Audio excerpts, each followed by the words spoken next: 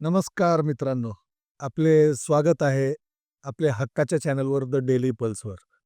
मी सचिन संघवी. मित्रांनो, जगातील सर्वात मोठ्या नाट्यकथेची तुम्हाला मोठी बातमी कळलीच असेल. डोनाल्ड ट्रम्प पुन्हा शपथविधी घेणार आहेत आणि पंतप्रधान नरेंद्र मोदी यांना निमंत्रण दिले गेले नाही. त्याऐवजी मुकेश अंबानी आणि भारताचे परराष्ट्र मंत्री तिथे जाणार आहेत. इंटरनेटवर यामुळे प्रचंड खळबळ उडालेली आहे. मीम्स जणू पेपर फेटीसारखे उडत आहेत आणि सोशल मीडिया वॉरियर्स पूर्ण जोशात आहेत. पण हा गोंधळ सुरू असताना आपण खऱ्या अर्थाने खऱ्या समस्यांकडे लक्ष देतो आहेत का? अर्थातच नाही. कारण मीम्सवर हसणं हे बेरोजगारी आणि आर्थिक विकासावर चर्चा करण्यापेक्षा अधिक सोपं असतं. चला आता या मीम्स फेस्टपासून थोडं मागे हटू आणि स्वतःला काही खरे प्रश्न विचारू.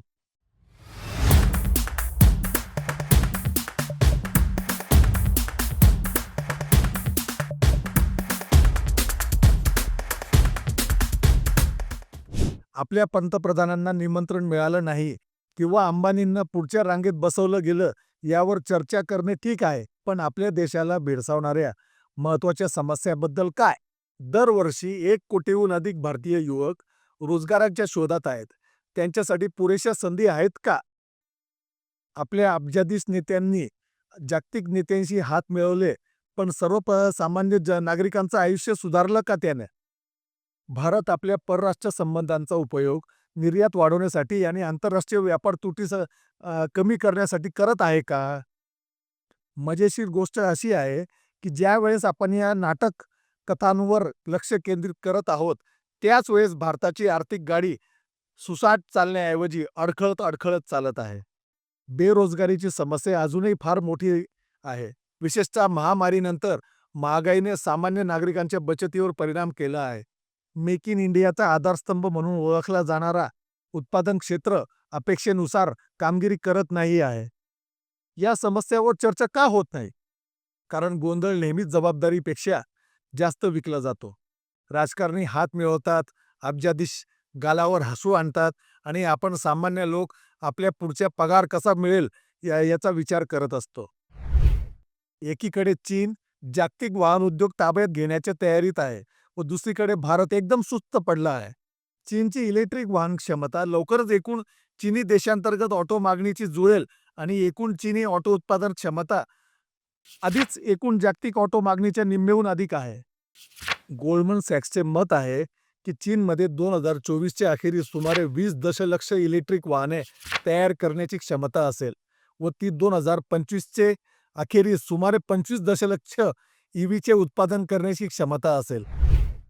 कारण सध्या उत्पादन सुमारे 4 दशलक्ष कारने वाढत आहे आणि चीनी कंपन्या मोठ्या प्रमाणावर गुंतवणूक करत आहेत.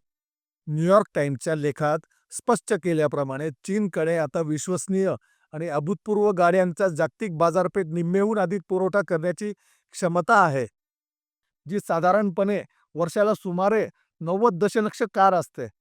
चीनची अंतर्गत बाजारपेठ सुमारे 25 दशलक्ष मोटारींची आहे आणि ती आता चीनमध्ये ईव्हीकडे मोठ्या प्रमाणात बदल होत असल्यामुळे पारंपरिक कारची म्हणजे इंटरनल कॉम्बिनेशन इंजिन देशांतर्गत मागणी पुढील वर्षी वर्षी 10 दशलक्ष कारच्या खाली असण्याची शक्यता आहे. चीनची प्रवासी कार देशांतर्गत विक्री विरुद्ध निर्यात वेगळ्या शब्दात सांगायचे तर चीनकडे सध्या स्वतःच्या देशांतर्गत मागणीच्या दुप्पट उत्पादन करण्याची क्षमता आहे आणि त्याच्या इलेक्ट्रिक वाहन क्षेत्राच्या जलद विस्तारामुळे त्या क्षमतेत झपाट्याने भर पडत आहे. त्यामुळे निर्यात करण्याची क्षमता अमर्यादित झाली आहे. चीनचे हे जागतिक उत्पादनातील संभाव्य क्रांतीचे प्रमाण निश्चित करते की चीनने 2020 मध्ये वर्षाला 1 दशलक्ष कारची निर्यात केली होती व 2024 मध्ये 6 दशलक्ष कारची निर्यात केली होती. चीनचे सीपीआर जागतिक स्तरावर त्यांची निर्यात करण्याची क्षमता निर्माण करते आहे. ऐतिहासिकदृष्ट्या ऑटो बाजार मुख्यत्वे प्रादेशिक आहे. त्यात आलिशान कारमधील व्यापार बाजूला ठेवूयात. चीनमध्ये विकल्या गेलेल्या बहुतेक कार चीनमध्ये बनवल्या गेल्या. युरोपमध्ये विकल्या जाणाऱ्या बहुतेक कार युरोपमध्ये तयार केल्या गेल्यात. उत्तर अमेरिकेत विकल्या जाणाऱ्या बहुतेक कार उत्तर अमेरिकेतच तयार केल्या आहेत, इत्यादी. यूएसने आशियातून काही दशलक्ष कार आयात केल्या आणि चीनने युरोपमधून काही दशलक्ष कार आयात केल्या किंवा त्याहून अधिक लक्झरी कार आयात केल्या, परंतु ह्या अपवादात्मक होत्या. चीनी ऑटो आयातीवरील जबरदस्त निर्बंध, जसे की यूएस आता चीनमधून आयात केलेल्या ईव्ही कारवर 100% शुल्क आकारते. चीनच्या विविध क्षेत्रातील प्रचंड क्षमतेचा विस्तार, चीनच्या सरकारी बँकांकडून चीनी उत्पादक कंपन्यांसाठी प्रभावीपणे अमर्यादित कर्ज आणि डॉलरच्या तुलनेत कमकुवत असलेला चीनी युआन परत जागतिक मॅन्युफॅक्चरिंग जगातील इलेक्ट्रॉनिक सारखे बनवण्यासाठी जोर देत आहे.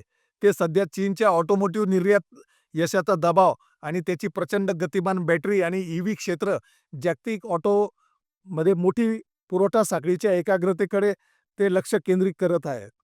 अशाच परिस्थितीत जर त्यांच्यावरील निर्बंध हटलेत तर ते अभूतपूर्व निर्यात करू शकतील. पण मित्रांनो, भारत या सर्व तयारीत आज कुठे आहे? 2023 मध्ये $500.48 बिलियन अंदाजित मूल्यासह जागतिक इलेक्ट्रिक वाहन बाजार होते. 2024 ते 2032 पर्यंत ते 13.8च्या चक्रवाढ वार्षिक वृद्धी दराने $671.47 अब्ज वरून $1891.08 अब्ज वाढण्याची अपेक्षा आहे.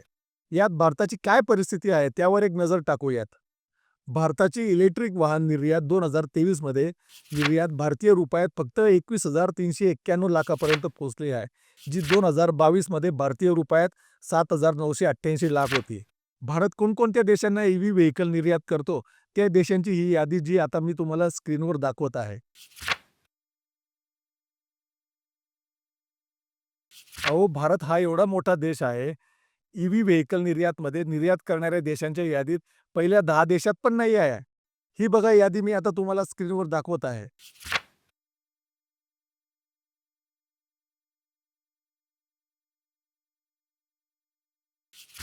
आता स्क्रीनवर दाखवत आहे तुम्हाला ज्या कंपन्या भारतातून ईव्ही व्हेकल निर्यात करतात.